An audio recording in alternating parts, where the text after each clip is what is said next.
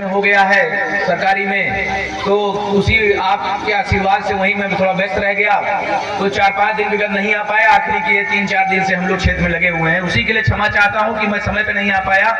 ये आज आखिरी दिन में हम लोग कम से कम पिछले 3 दिन से 10 जगह, 12 जगह, 14 जगह जाने का काम कर रहे हैं। ये मेरा सौभाग्य है कि आज भी इतनी भीड़ यहाँ पे इकट्ठा है।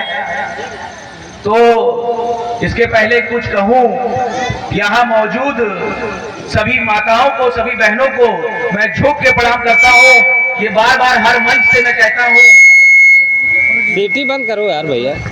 हर जगह में हर मंच से ये कहता हूँ कि माँ तो हमारे बीच में 9 दिन के लिए आती ही आती है, एक आशीर्वाद दे के जाती है हम लोग को। 9 दिन हम लोग माता का जगराता करते हैं, माता के वंदन अभिनंदन करते हैं, माता को सुशोभित करते हैं, माता के शरण में हम लोग पूजा पाठ करते हैं। मात्र 9 दिन के लिए फिर माता से हम लोग विदा ले लेते हैं।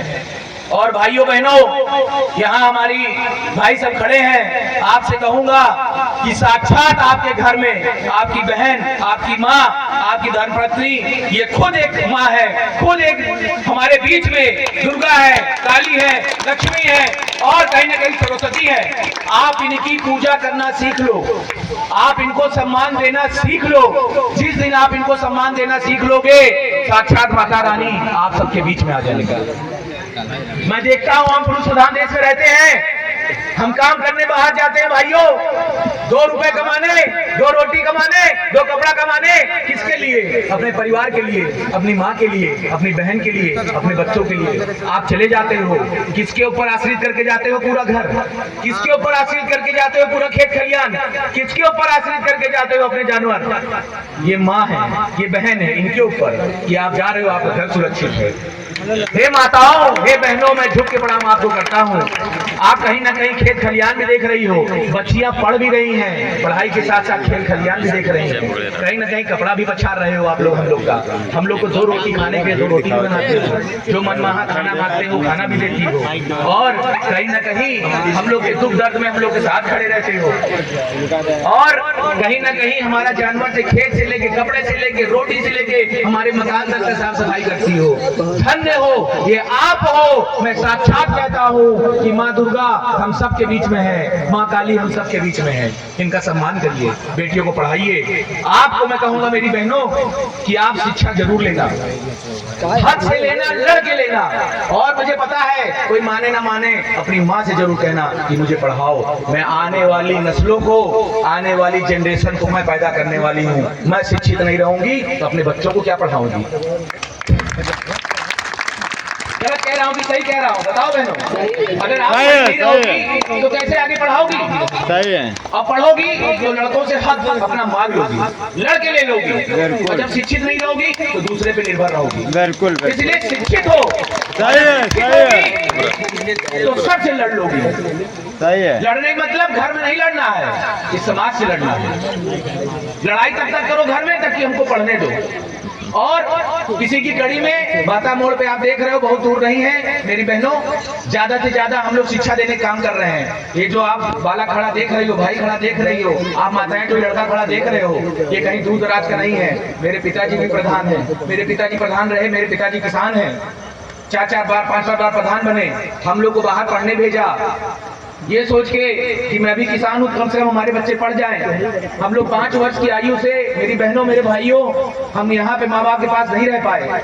हम लोग बाहर पढ़ने चले गए, मेरी 3 बहनें, हम सब बाहर चले गए। 5 वर्ष की आयु के बाद हम लोग माँ बाप साथ नहीं रहे, और मेरे माँ बाप तनहा यहाँ रहे, दोनों लोग पता नहीं अपना कैसे जीवन काटे। हम बच्चे थे, हम नहीं जानते, मगर उन्होंने संघर्ष किया कि बच्चा कुछ बन जाएगा तो कम से कम इस लायक हो जाएगा कि हमारी सेवा तो करेगा, कम से कम समाज के क्षेत्र की सेवा भी कर पाएगा।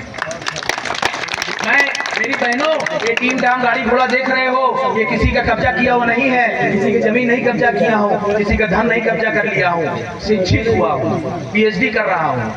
जब शिक्षित हुआ तो पैसे कमाने की मुझे चाह थी, और पैसा कमाने का तरीका अच्छा था।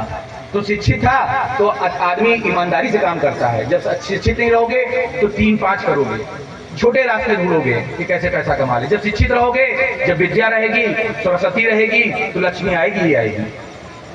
इसी की कड़ी में स्कूल विद्यालय खुला और कहीं ना कहीं मेरी माँ यहीं रही, तो मैंने देखा है कि आप लोग हो जो अपने आधे से ज्यादा शारीरिक समस्याएं बताते ही नहीं हो। क्यों? कि थक हार के जब हम लोग घर पहुंचते हैं तो आधे ज्यादा आप पीड़ा बताते नहीं हो, ये सोच के कि पापा आए हैं सारा दिन मेहनत करके, क्या बताएं कि पेट में दर्द था, कि सर में दर्द था, कि बुखार है, कि जुकाम है।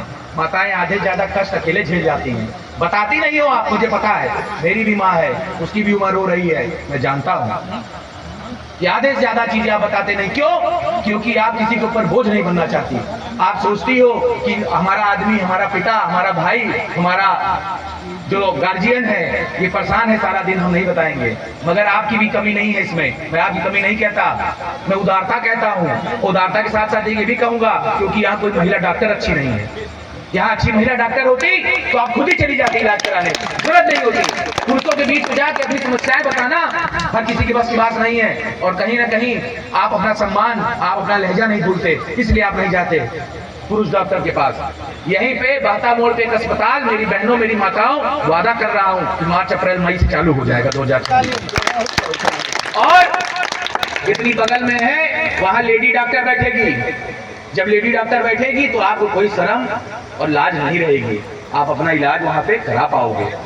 छोटी छोटी समस्याओं से जब आपको निदान मिलेगा तो वो समस्याएं, वो दिक्कतें, वो कष्ट बड़ा नहीं होगा। इसकी कड़ी में हम लोग काम कर रहे हैं। आने वाली चीजों को भी आप देख लो, गेस्ट हाउस खोला हुआ है, 3 बहनें हैं, पिताजी ने यही कहा है कि भाई गेस्ट हाउस खोलो, कम से कम इनको दुख साझा करो, कम से कम इनकी आर्थिक मदद कर सको। आप स्वाभिमानी लोग हो, मैं जानता हूँ किसी के सामने हाथ नहीं फैलाओगे। आप लोग गिरवी लग के काम करते हो, आप लोग कर्जे पैसा ले लेते हो, मैं जानता हूँ, मैं किसी पर टिप्पणी नहीं कर रहा, मगर मुझे पता है अपने घर परिवार, नाथ रिश्तेदार से भी पैसा लेके शादी करती है, बिटिया करते हो, मगर किसी के सामने हाथ नहीं फैलाते हो। समाज में नहीं पता होने देते हो कि पैसे की अभाव है। और इसी की कड़ी में हम लोग ने सोचा, मेरे पिताजी ने सोचा कि एक यहाँ पे गेस्ट हाउस बेटा खोला जाएगा जहाँ पे बेटियों की शादी कम पैसों में हो, जहाँ 80-90 हजार रुपए का टेंट लगता है, 35-40 हजार में आप जाओ गेस्ट हाउस में, बिल्कुल एयर कंडीशनड है, शादी कराइए, हम सब तैयार हैं। कम से कम पुण्य मिलेगा, क्योंकि कन्यादान से बड़ा कोई दान नहीं होता है। जो दान माँ बाप कर देते हैं वो हमें सोचना चाहिए। हम रिश्तेदारी नातेदारी में जाते हैं, 3 दिन के बाद हमारा मन नहीं लगता, अपने घर अपना दरवाजा चाहिए होता है। सोचो बेटियां शादी करके आप भेज देते हो, एक नया घर बसाती हैं, नए लोगों के बीच में रहती हैं, कैसे रहती होंगी? वो नया घर बनाती हैं तो कम से कम हम लोग ये सोचने का काम किए कि वो शिक्षित रहेंगी तो घर तो बनाएंगी, एक परिवार बनाएंगी। और आपको हम यहाँ शादी करने के लिए अच्छा बढ़िया गेस्ट हाउस दे रहे हैं, कम से कम आपकी आर्थिक मदद कर देंगे, डायरेक्टली नहीं इनडायरेक्टली करेंगे। इसी की कड़ी में ये सारी चीजें मैं कर रहा हूँ। नौजवान हूँ, जितनी उम्र अभी है उससे ज्यादा मैं सोच रहा हूँ कि ईश्वर और उम्र देना, जितनी रहेगी उतनी मेहनत करूंगा। मेरे पिताजी ने वचन लिया था कि पढ़ लिख के बेटा तुमको इस लायक बनाया है, इसलिए नहीं कि अपनी तिजोरी भरना है, दिल्ली बंबई जाके काम करना है, अपने लिए नहीं करना है। याद वही किया जाता है जो सबके लिए करता है, जो खुद के लिए करता है उसको कभी नहीं याद किया जाता, क्योंकि उसका धन, उसका बल, उसका दिमाग 4 दीवार की कोठरी में रह जाता है। जब आप बांटोगे तभी आप पाओगे।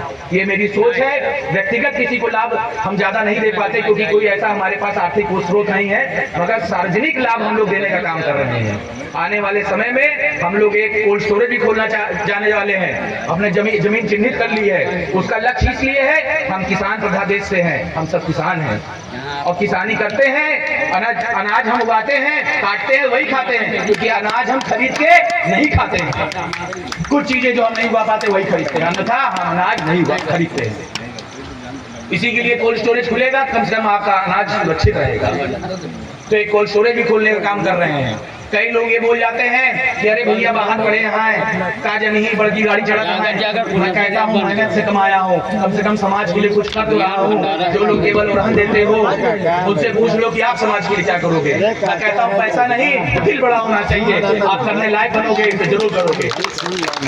आप लोग का ज्यादा समय नहीं लूंगा, क्योंकि एक आध 2 जगह और जाना है। जिस तरह से ढोल मजीरा बज रहा है, मैं चाहता हूँ कि माता रानी साक्षात यहाँ पे उपस्थित है, आप देवियों के रूप में। मैं चाहता हूं कि आप सभी भाइयों की, सभी बहनों की, सभी माताओं की, सभी देवतुल जनता की यहाँ पे मनोकामना पूर्ण करे माता, और आप लोग जिस चीज की भी इच्छा कर रहे हो माता रानी वो पूर्ण करे। और आपका बच्चा, आपका भाई, आपका बेटा, आप जब याद करोगे हमेशा निरंतर आपके बीच में रहेगा। इसी बात के साथ अपनी बात को खत्म करता हूँ। एक बार फिर देर से आने के लिए क्षमा चाहता हूँ, और जाते जाते बस माता रानी का जयकारा लगाऊंगा। और अगर जयकारा जोरदार होगा, मेरी नारी शक्ति, अगर जयकारा जोरदार होगा तो समझ जाऊंगा अपने भाई को, अपने बेटे को आपने आशीर्वाद दिया। माता रानी की, माता रानी की, माता रानी की, सभी माताओं की, सभी बहनों की, सभी पुरुषों की बहुत बहुत धन्यवाद। झुक के प्रणाम करता हूँ, और आप सभी को बहुत सारी शुभकामनाएं। झुक के फिर से एक बार वंदन अभिनंदन करता हूँ। प्रणाम सभी को, प्रणाम भैया। तीन जगह और जाना है, समय थोड़ा कम है, सभी को प्रणाम। बहुत बहुत धन्यवाद हमारे माननीय श्री रविनंदन जी हमारे पूजा पंडाल में आए।